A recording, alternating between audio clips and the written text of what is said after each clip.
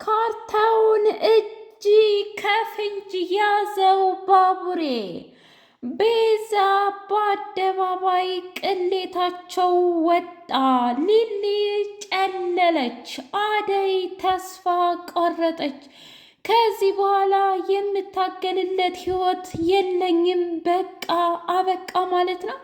ለካስ ከገጠር ከተማ ከከተማ ገጠር እያሉ የኔ ህይወት ያበላሹት አባቴና የአባቴ ወንድም ናቸው ማለት ነው። ከዚህ በኋላ ምንም ተስፋ የለኝም፣ የሚያድነኝ የለም። ሊልዬ ነች፣ ለራሷም እንኳ አልሆነችም። ማን ነው አደይ ብሎ የሚፈልገኝ እያለች ራሷን በራሷ በጣም ተስፋ ቆረጠች። ሊልዬ ማንንም አታውቅም፣ ሁሉንም ነገር እረሳች።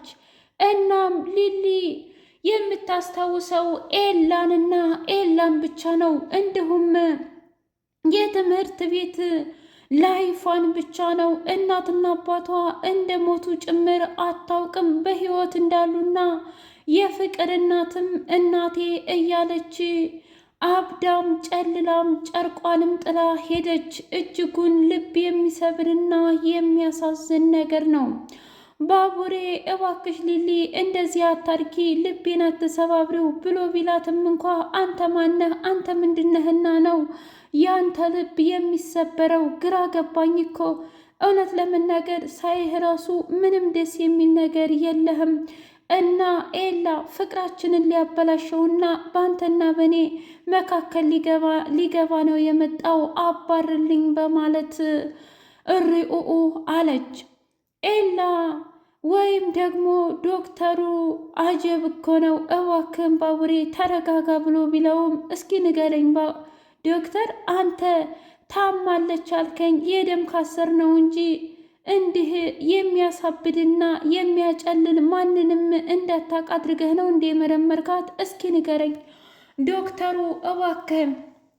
እኔም በጣም ግራ ገብቶኛል፣ ምን እንደማደርግ አላውቅም። እኔ የማውቀው ዛሬ በአንድ ሰዓት ውስጥ ሕክምና እንደሚደረግላት ብቻ ነበር። እኔ እኮ ለትንሽ ደቂቃ ብቻ ነው ትቻት የወጣሁት። ታዲያ በዚህ ቅጽበት እንዴት እንደዚህ ሊሆን ይችላል? ምናልባትም ሌላ ምርመራ አልመረመርኳት ይሆናል ብሎ ሲል፣ አይ ዶክተር እያታለልከኝ ነው፣ አውቃህ ነው አይደለም? እኔ ምንም እየገባኝ አይደለም፣ ማበዴ ነው በቃ ባቡሬ ሲል፣ ተረጋጋ። አንተ ካልተረጋጋህና አንተ እኔን ካላገዝከኝ እስኪ እንዴት አድርጌ ነው ሊሊን የማድናትና ከዚህ ህይወት ውስጥ የማወጣት እባክህ ብሎ ሲለው፣ እሺ ዶክተር እንደምንም ብዬ ልረጋጋ እችላለሁ ብሎ አለው። በሌላ በኩል በጣም የሚያስከፋውና እንዲሁም የሚያሳዝነው ነገር ሮማን ለአደይ ተደርባ ፍቅርን ተናገረቻት። ትሰሚኛለሽ ከእህቴ የለችም ብለሽ በአደይና እንዲሁም በድብ መካከል የምትገቢውን ነገር ታቆሚያለሽ። ስነ ስርዓት አትይዥም? የእውነት ስርዓት የሚባል ነገር የለሽም ማለት ነው። ቆይ ግን ምን አይነት ልጅ ነሽ? እያለች ስታስጠነቅቃት ይህን ሁሉ ዲቭ ከኋላ ሆኖ ሰማ። ከዛን ሮማን እስኪ ወደ እኔ ዙሪ ብሎ ሲላት፣ ምንድን ነው እባክህ ይቅርታ አድርግልኝ፣ እኔ እኮ ላስጠነቅቃት ነው የፈለግኩት፣ ደግሞስ የተናገርኩት ነገር ትክክል አይደለም እንዴ ብላ ስትል፣ አየህ ዲቭ ከዛ በፊት በጣም ብዙ ነገር ተናግራለች። እንደውም እስኪ ተወኝ ብቻ አልፈልግም እና አደይ አንተን እንዳታገባ ሁሉ እመክራታለሁ እያለች ነው ብላ አለችው። እኔ ምንም አላልኩም፣ አንተንና እሷን እንዳታራርቃችሁ ብቻ ነው የመከርኳት ብላ ስትለው፣ በቃሽ ሮማን ትሰሚኛለሽ፣ ቢያንስ እኔና ፍቅር እንኳ እዚህ አይነት ነገር ውስጥ ብንገባ እንኳን የማንገባውንና ለአደይ እንደዚህ አይነት አቀሳስረሽ መናገር አይጠበቅብሽም። ይልቁንስ እሷና እኔ እንዳንለያይ ጥሩ ጥሩ ነገሮችን ነበር መናገር ያለብሽ። ለማንኛውም አሁን ውጭ ብሎ አስወጣት። ከዛም በጣም ተናደደች። ፍቅርንም ቢሆን አንቺ ግን ምን አይነት ፊቱ ወራዳ ነሽ? አንቺ ነሽ ለዚህ ሁሉ እዚህ እጣጣና ኮተት ውስጥ ያስገባሽም ብሎ ተናዶ ሶፋው ላይ ቁጭ አለ። የቤዛ ወንድም ወይም ደግሞ ዳኒ ዶክሜንቶቹን እንዳለ ሁሉንም ነገር ሰብስቦና አጠረቃቅሞ ሊወጣ ሲል እጅ ከፍንጅ ያዘው ባቡሬ። አንተ የተረገምክ አውሬ! ለካስ አንተና እህትህ ከሊሊ ከምወዳት ሴት አርቅ ብላችኋል። ቆይ ምንድን ነው ችግራችሁ? እኛ ስንርቃችሁ፣ እኛ ስንተዋችሁ ለምንድን ነው የማታውን? ቆይ እስኪ ንገረኝ፣ ይሄ ዶክመንት ደግሞ ለማን ልትሰጠው ነበር? ብሎ አጋጭቶ ለቀቀው። ሰላም ሰላም! ውድና የተከበራችሁ የህያ ቤቴ ቤተሰቦች እንዴት ናችሁልኝ? ሁሉ ሰላም፣ ሁሉ መልካም። እኔ እግዚአብሔር የተመሰገነ ይሁን ሰላም ነኝ፣ ደህና ነኝ። ለዚህ ቻናል አዲስ የሆናችሁ ሰብስክራይብ እያደረጋችሁ ቤተሰብ የሆኑ ነባር ቤተሰቦች ደግሞ ስለምትከታተሉኝ እጅጉን አድርጌ አመሰግናለሁ። እጅግ አስተማሪውና አጓጊው አደይ ድራማ እንደቀጠለ ይገኛል።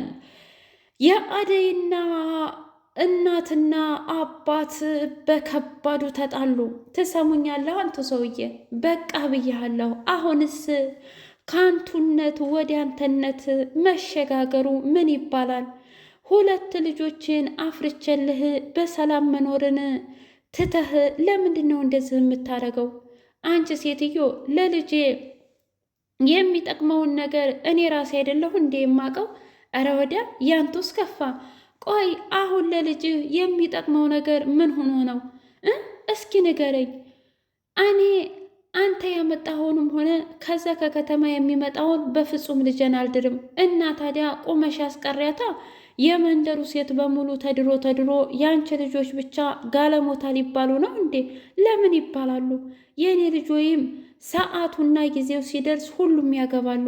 እለቅስ አርፈ ብትቀመጥ ይሻልሃል ብላ ስትለው አንቺም ማን ሰምቶሽ? በገዛ ልጄ የማደርገውን አደርጋለሁ እናም ወስኛለሁ ብሎ ትቷት ሄደ። የአደይ እናት በጣም ዛተች። እማደርግህን እኔ አውቃለሁ። የእውነት አሁን አንተ በአንተ ቤት ቀልድህና እኔ ላይ አቹፈህ ሙተሃል። እሽ ብላ የሆዷን በሆዷ ይዛ ወደ ቤቷ ተመለሰች። ዴቭ የአደይ ስልክ አልሰራለት ብሎ በጣም ግራ ተጋብቷል። እናም ብቻውን እየሄደ ባለበት ሰዓት ሊሊ አገኘችው። እንዴ ደግሞ አንቺ እዚህ ምን ትሰሪያለሽ? ብሎ ሲላት አንተ ማነህ? ቆይ አልገባኝም። ቆይ ሁሉም ሰው ነው እንዴ ሊሊ እያለ የሚያቀኝ? ይልቁንስ በጣም ብዙ ሰው እየተከተለኝ ስለሆነ እንዲታድነኝ ይፈልጋለሁ። እንዴ ከምኑ ነው ማድንሽ? ይኸውልህ አንድ ጥቁር ልጅ ባቡሮ የሚባል በዛ ላይ ደግሞ የሆነች ሴት ልጅ አብራውም አለች እና እኔንና ኤላን ለመለያየት ነው የሚፈልጉት። ስለዚህ የግድ እኔን ሳያገኙኝ መሄድ ያለብኝ። አረ ተረጋጊ፣ እኔ እኮ ዲቭ ነኝ። ዲቭ ማነህ? እኔ ለማንኛውም አላቅህም ባክህ። እልቅስ እማዬ አንተ ካካየችኝ በጣም ትናደድብኛለች። መሄድ አለብኝ፣ ወደ ቤቴ ውሰደኝ ብላ ስትል እሺ ወስድሻለሁ፣ ግን ከመውሰዴ በፊት ለባቡሬ መደወል አለብኝ ብሎ አለ ዶክተሩ። እና ባቡሬ ቆይ የት ናት? ሕክምናውን አደረክላት ብሎ ሲለው በጣም ይቅርታ ባቡሬ፣ አሁን እርዳታ ያስፈልገኛል። ምን ማለት ነው ደግሞ? ሊሊ ጠፍታለች። ምን? አንተ ሰውዬ ልታሳብደኝ ነው እንደ ዛሬ? ኧረ እባክህ ተው፣ ግድ የለህም ተው ዶክተር ተው። እንዴ እኔ ለምን ላሳብድ እፈልጋለሁኝ? ኧረ እባክህ ተው፣ ነገርኩህ እኮ የለችም አልኩህ አይደል? ይልቁንስ አሁን እኔ እናንተ ከምንከራከር ፈልገን ብናገኛት አይሻልም ሊሊ? እያሉ ሲወራከቡ ዴቭ ደወለለትና እዚህ ናት ሊሊ፣ ባቡሬ መምጣት ትችላለህ፣ ነገር ግን ግራ አጋብቶኛል ብሎ ደወለለት። በቃ ዴቭ ካንተ ጋር ትሆን፣ በምንም ሁኔታ ካንተ እንድትለይ አልፈልግም ብሎ ሲለው ወደ ቤቱ መለሳት። አንተም የነሱ አለቃ ነህ እንዴ? ለምንድን ነው ስልክ የምትደውለው? አረ ሊሊ ተረጋጊ፣ በቃ እወስድሻለሁ ወደ ቤትሽ፣ ለማንኛውም በዚህ እንሂድ ብሎ ሲላት አይ ቤቴ እኮ በዚህ ነው፣ ግን ደግሞ ለነገሩ ውሰደኝ፣ ምክንያቱም በዚህም ቤት ያው የኤላየ ቤት ስለሆነ እንደውም ኤላየ ቤት ውሰደኝና አብረን እዛ እናመሻለን ብላ ወደ ኤላ ቤት ወይም ወደ ራሷ ቤት ሄደች። ዳኒና ቤዛ አንተ ምን አይነቱ ነህ? ድንፈፍ ነገር ነህ። እንዴት ነው እስካሁን ድረስ የምታስረፍድብኝ? ብላ ስትለው ተረጋጊ ቤዝ፣ ምን ሆነሽ ነው? በዛ ላይ ደግሞ እመኝኝ እንዴት ተሳቅቄ እንደመጣሁኝ። ቆይ ለምንድን ነው የጠራሽኝ? አንተም ብትሆን መያዝ የለብህም ቶሎ መጥፋት አለብህ። ነገር ግን ከዛ በፊት ሊሊ ጋር ሂደህ ይሄንን ዶክመንት ታመጣለህ። ምን አይነት ዶክሜንት ነው? የኤላን የቤት ካርታና የእሷን ደግሞ የእናትና የአባቷን ውርስ በሙሉ ለእኔ ታመጣልኛለህ። ምን? አዎ እኔ እኮ ቤዛ ነኝ። ግን የእውነትሽን ነው እህቴ? አዎ አልኩህ አይደል እንዴ? ሁሉንም ጉድ አድርገናቸው ከሀገር እንወጣለን። ምክንያቱም ያለን አማራጭ ይህና ይህ ብቻ ነው ብላ በከባዱ ወንድሟን ሁሉንም ነገር አቀራቀረችለት።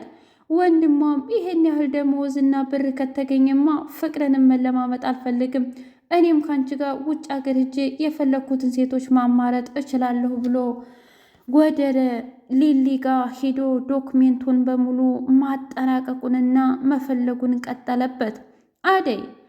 አደይ ጫኔንና እንዲሁም አጎቷን፣ ቆይ እናንተ ግን ምን አይነት አሳፋሪ ሰዎች ናችሁ? እንዴት እንደዚህ አይነት ነገር ታደርጋላችሁ?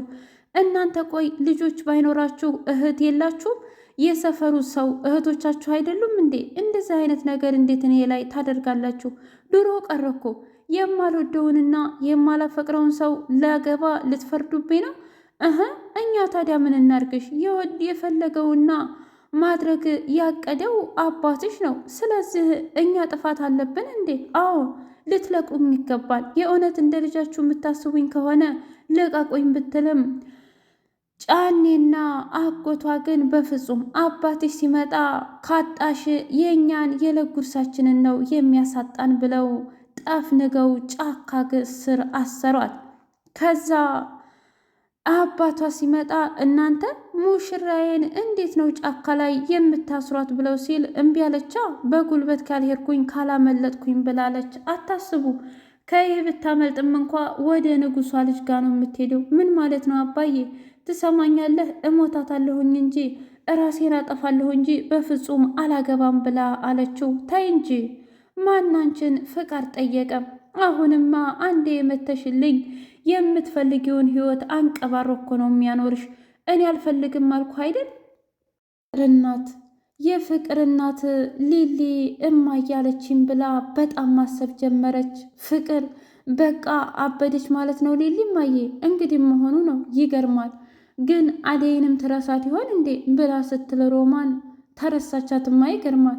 ያ ሁሉ ፍቅርና ያ ሁሉ ነገር ሩታ ብድግ አለችና እኔ እምልሽ ፍቅር ግን በሊሊ የተደሰሽ ነው የምትመስሊው። ሰው እንዴት በሰው በሽታ ሊደሰት ይችላል? አይ እንግዲህ በቃሽ። ከዚህ በላይ ላልቅስ እንዴ? እኔ ምንም አይመለከተኝም። ከዛ የፍቅር እናት ኧረ በቃችሁ እናንተ ሰዎች፣ ልጅቷ እንኳ አታሳዝናችሁም እንዴ? ውይ እናንተስ ልታሳብዱኝ ነው፣ በቃችሁ ብላ